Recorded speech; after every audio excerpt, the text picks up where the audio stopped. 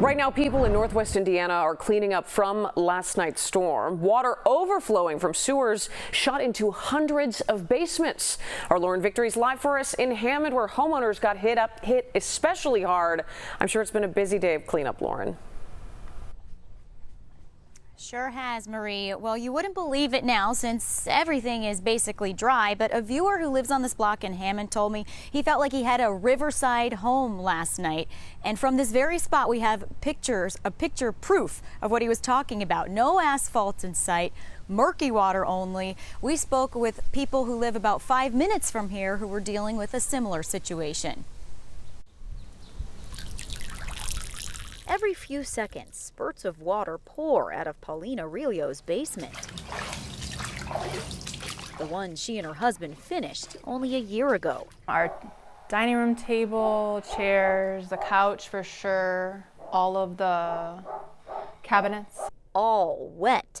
No one expects their home to flood, but Aurelio says she was really surprised because they paid to seal this space, along with other measures to make sure this wouldn't happen. Those little gutters and everything to direct the water away from the house. We've got our sump pump in there. At least 200 homes across Hammond are dealing with messes like this. Intense rain created a headache for people on the roads, too.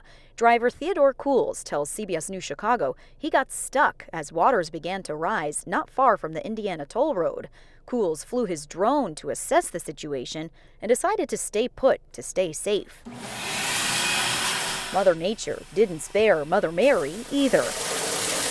The banquet hall at St. Mary's Byzantine Catholic Church in Whiting took on at least an inch of water after its sump pump failed. We've taken great lengths to make this hall watertight. We redid the drainage back in 2019 from the roof on down, and it really solved most of the seepage problems. But some things you can't expect or plan for, like when a breaker breaks. Back out here live in Hammond, every now and then the spot you're looking at kind of bubbles over with water. I learned today that there's approximately 400 miles of sewer pipes here that are controlled by the Hammond Sanitary District. I chatted with the team there who told me their system is designed to handle 68 million gallons of water when it rains. 68 million gallons, but 160 million gallons of water came through during last night's storm. That's the most they've had in the past 5 years, just to give you some perspective on how much it rained here.